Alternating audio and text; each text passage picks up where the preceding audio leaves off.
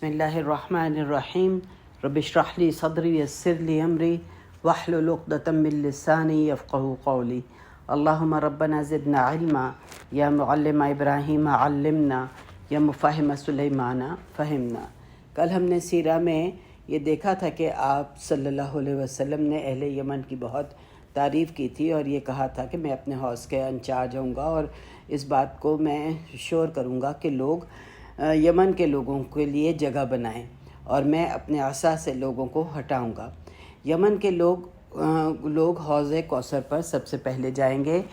اور دوسری بات یہ ہے کہ انصار کا تعلق بھی یعنی جو تھا وہ یمن ہی سے تھا۔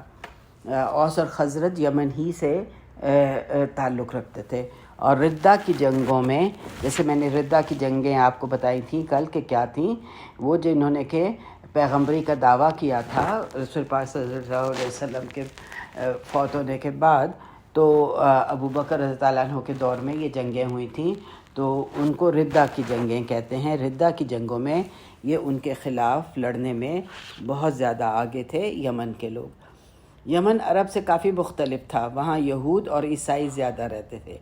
1947 تک یا اسرائیل کے بننے سے پہلے بھی زیادہ تر یہود جو تھے وہ یمن میں تھے۔ سب سے زیادہ عراق میں تھے، پہلے نمبر پر عراق میں تھے، دوسرے نمبر پر یمن میں تھے۔ آج بھی بہت سے اسرائیلی یمنی یہودی ہیں اور یہ اپنے آپ کو پیور یہودی سمجھتے ہیں، جو ان کے مقابلے میں جو آج یورپ کے یہودی ہیں ان کے مقابلے میں یہ کہتے ہیں کہ ہم پیور یہودی ہیں۔ ان کا ایک بادشاہ اسلام لے آیا تھا اور آپ صلی اللہ علیہ وسلم نے معاذ بن جبل کو یمن بھیجا تھا اسلام کے بارے میں تعلیم دینے کے لیے۔ اور یہاں یہ وہی مشہور الفاظ ہیں جو آپ صلی اللہ علیہ وسلم کو معاذ رضی اللہ عنہ کو نصیحت کیے تھے جب آپ پیدل چل رہے تھے اور معاذ اونٹ پر تھے اور آپ ان کو ساتھ ساتھ چلتے جا رہے تھے اور نصیحت کرتے چلے جا رہے تھے اور بتا رہے تھے کہ کیا کرنا اور کیا نہ کرنا۔ آپ صلی اللہ علیہ وسلم نے معاذ سے کہا کہ یا معاذ، یہ ممکن ہے کہ اس کے بعد آج کے بعد تم مجھ سے نہ مل سکو۔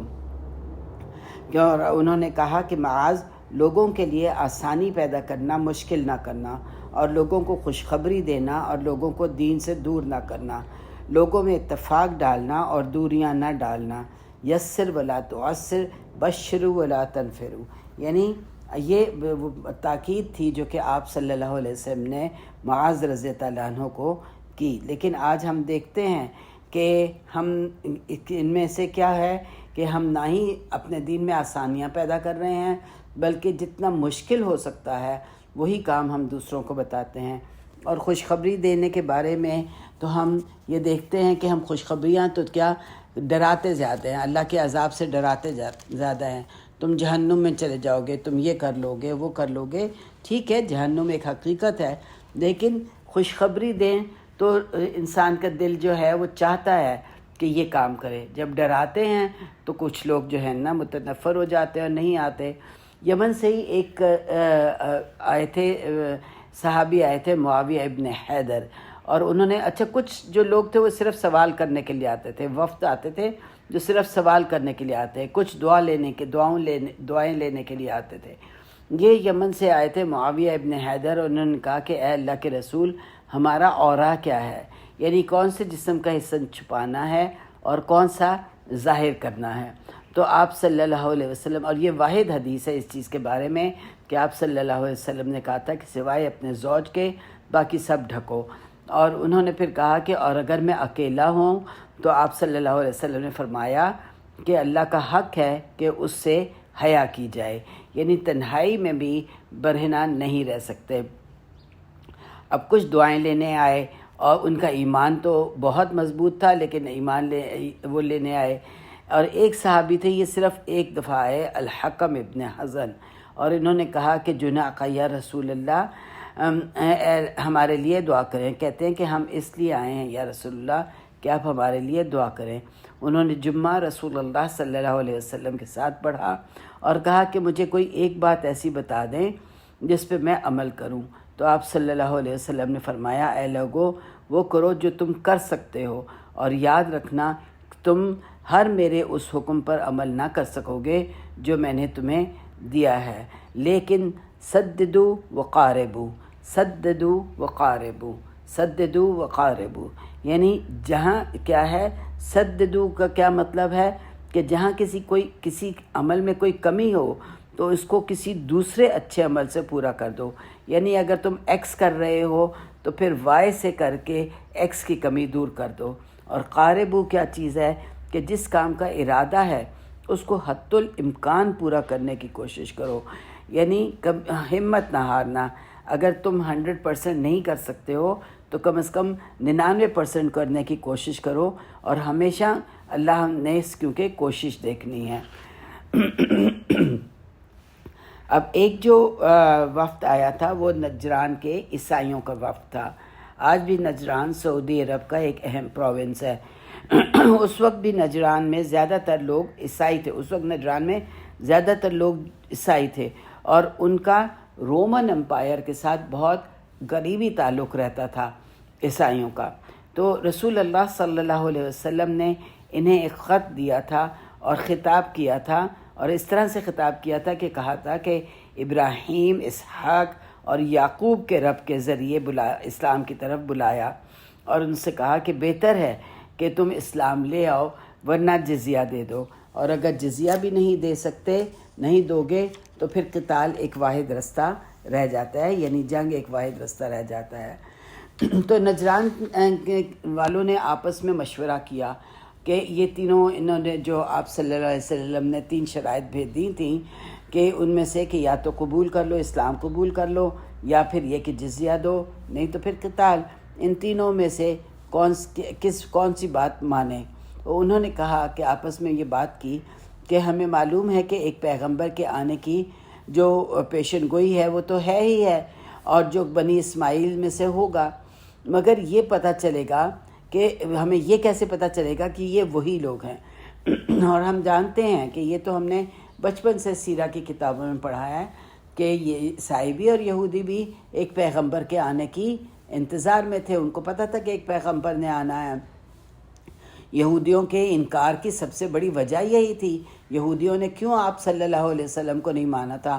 وہ جانتے تھے کہ یہودی کہ رسول اللہ صلی اللہ علیہ وسلم برحق نبی ہیں، لیکن کیونکہ رسول پاک صلی اللہ علیہ وسلم اسماعیل علیہ السلام کی اولاد میں سے آ گئے تو ان کو اس بات کی خار تھی کہ اسحاق کی اولاد سے کیوں نہیں آئے ہیں، اس لیے انہوں نے نہیں مانا، ورنہ تو وہ جانتے تھے کہ یہ نبی ہیں۔ تو پھر اب اس کا انہوں نے یہ آپس میں کہا کہ اگر یہ پیغمبر نہیں بھی ہیں تو ان کی قوت کا اندازہ ہم خود کریں، جس کے لیے انہوں نے ایک بہت بڑا وفد تیار کیا۔ ابن اسحاق کی روایت ہے کہ تقریباً 60 لوگ آئے تھے۔ عموماً جب وفد آتے تھے تو یا 2 آتے تھے یا 5 لوگ ہوتے تھے، زیادہ سے زیادہ 10 ہوتے تھے، لیکن یہ 60 لوگ تیار ہو کر آئے۔ اور کیوں یہ آئے؟ کیونکہ یہ آپ صلی اللہ علیہ وسلم پر رعب ڈالنا چاہتے تھے، دوسرا یہ کہ یہ آپ کی حقیقت جاننا چاہتے تھے۔ اور جب یہ آئے تو ان کے لباس انتہا سے زیادہ خوبصورت تھے، یہ عرب نہیں تھے، یہ مہذب لوگ تھے، تہذیب یافتہ لوگ تھے، اور صحابہ بہت حیران تھے ان کے کپڑے دیکھ کے، ان کا لباس دیکھ کے، ان کا طور طریقہ دیکھ کے۔ صحابہ کرام بہت حیران تھے کہ یہ کس طرح سے ڈریسڈ اپ ہیں، کیونکہ صحابہ کرام جیسے کہ آپ جانتے ہیں کہ بہت غریب تھے، ان کے پاس اتنا نہیں ہوتا تھا کہ وہ اپنے لباس کے اوپر اتنا خرچ کر سکے، بلکہ کچھ صحابہ جو تھے وہ تو صرف ایک کپڑا لیا کرتے ہوتے تھے۔ بہرحال یہ جب آئے، یہ پہنچے تو ان کی عصر کے وقت پہنچے اور ان کی عبادت کا وقت ہو رہا تھا، تو انہوں نے رسول پاک صلی اللہ علیہ وسلم سے اجازت مانگی کہ وہ اپنی عبادت کر لیں۔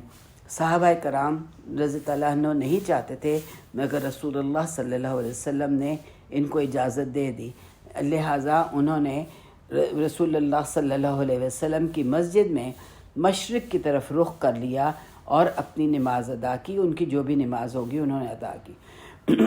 یہ لوگ کچھ کا خیال ہے کہ شاید 3 دن رہے، اور پہلے انہوں نے اور بہت سے سوالات انہوں نے کیے. جو انہوں نے سوال یہ کیا کہ عیسیٰ، پہلا سوال جو انہوں نے کیا وہ عیسیٰ ابن مریم کے بارے میں تھا. بہت لمبی چوڑی باتیں، بہت ادھر کی بات ادھر کی بات ادھر، بہت سی باتیں ہوئیں. وہ سوال کرتے تھے، آپ جواب دیتے تھے. تو آخر انہوں نے اس کے بعد کہا کہ اگر تم ہم سے اتفاق کرتے ہو کہ عیسیٰ تم ہم سے اتفاق کرتے ہو کہ عیسیٰ مریم کی اولاد ہیں، تو ان کا باپ کون تھا؟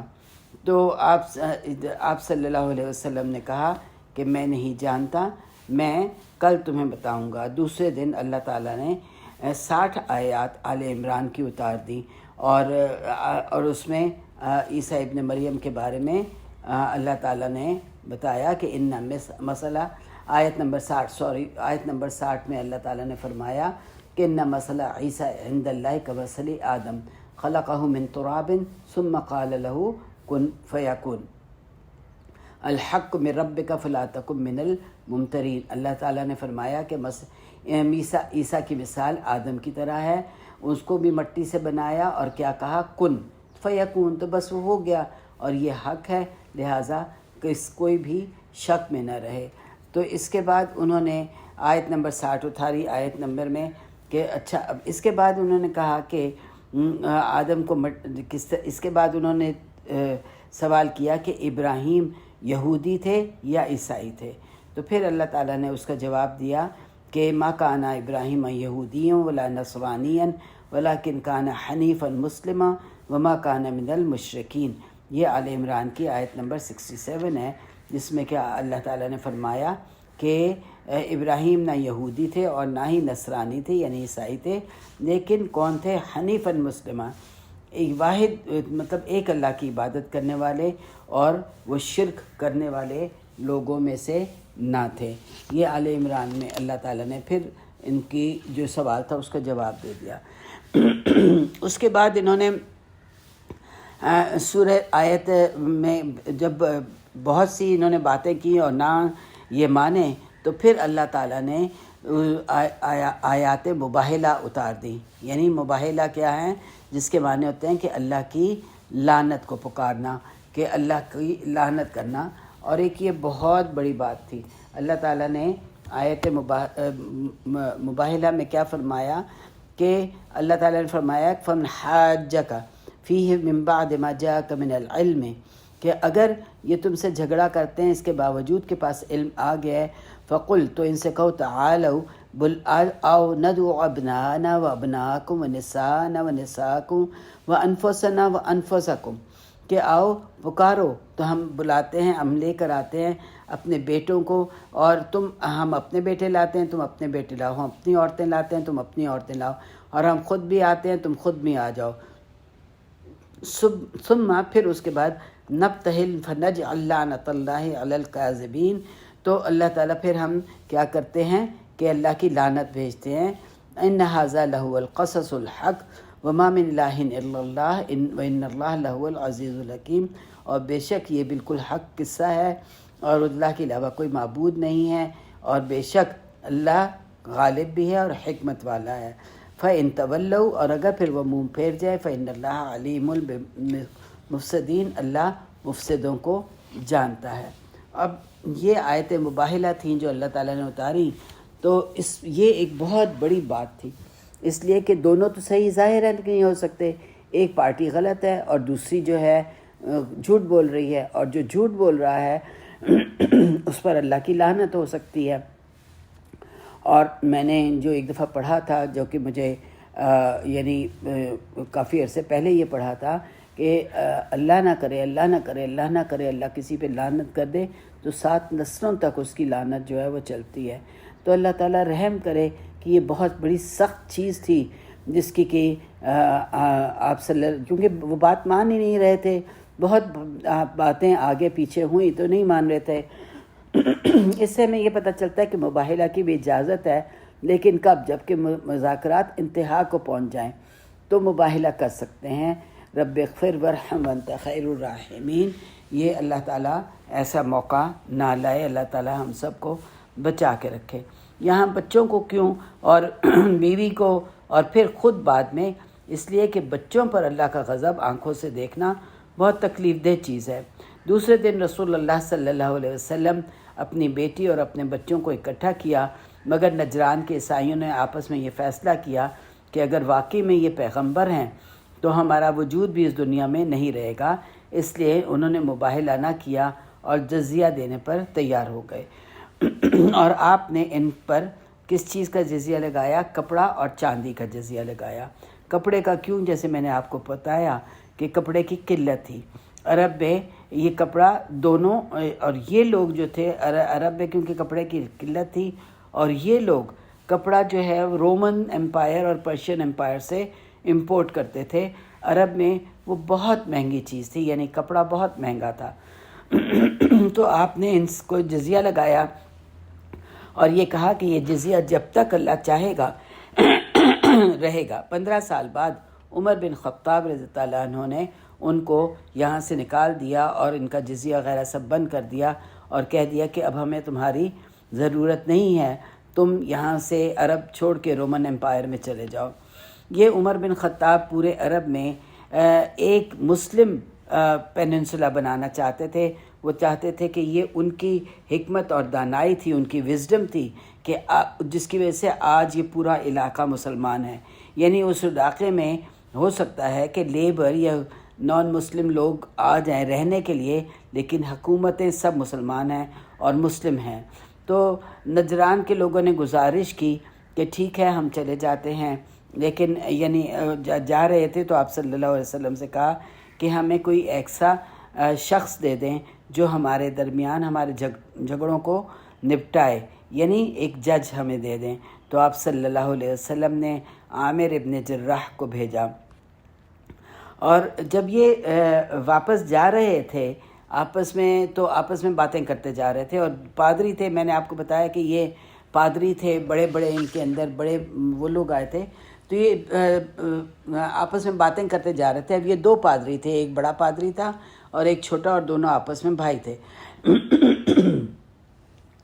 تو اس میں ہوا یہ کہ یہ آپس میں باتیں کر رہے تھے، اور ایک نے جو چھوٹا والا تھا اس نے رسول پاک صلی اللہ علیہ وسلم کو برا بھلا کہا، ان کے رسول پاک صلی اللہ علیہ وسلم کے خلاف باتیں کی۔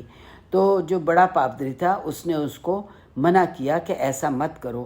تو چھوٹے نے کہا کہ کیوں تم مجھے کیوں منع کر رہے ہو کہ میں ایسا نہ کروں؟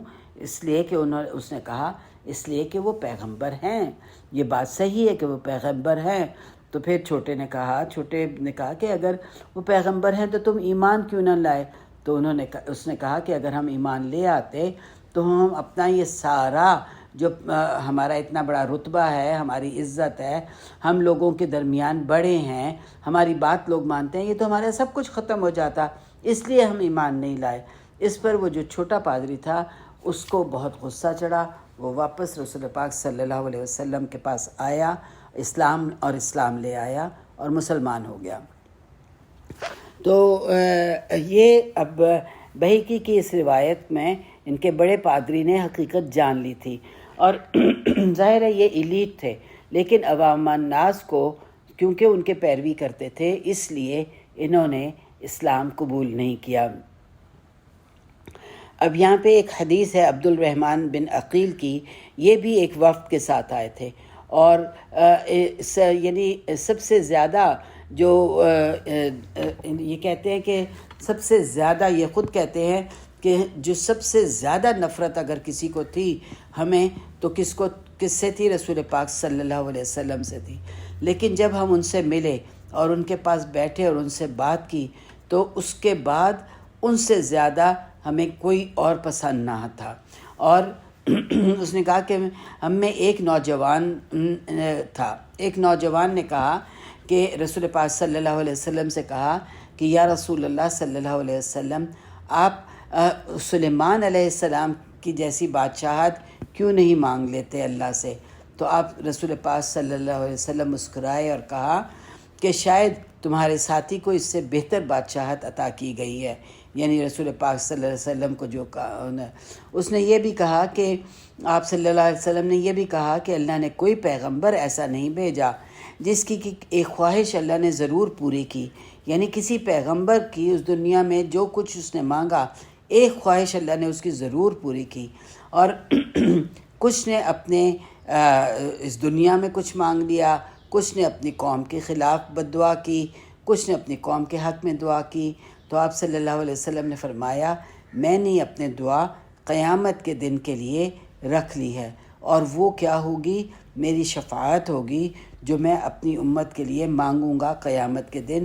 یعنی یہ ایک بہت بڑی خوشخبری ہے کہ قیامت کے دن آپ صلی اللہ علیہ وسلم کی پوری امت جنت میں جائے گی۔ جو گناہ ہیں جو تک کیے ہیں ان کی سزا ملے گی، لیکن سزا ملنے کے بعد پھر جنت میں جائیں گے۔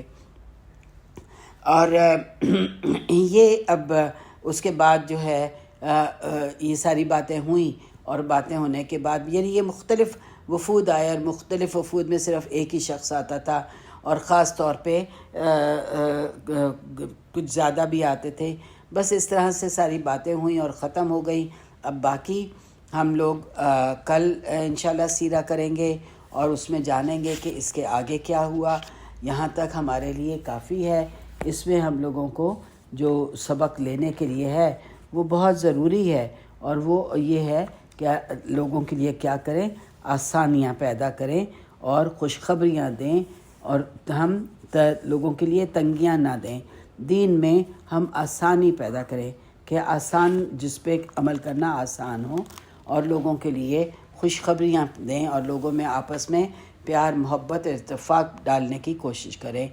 ربنا تقبل منا انک انت السمیع العلیم وتب علینا انک انت التواب الرحیم، وصلی اللہ علی نبینا محمد وعلی آلہ وصحبہ اجمعین، وآخر دعوانا الحمد للہ رب العالمین۔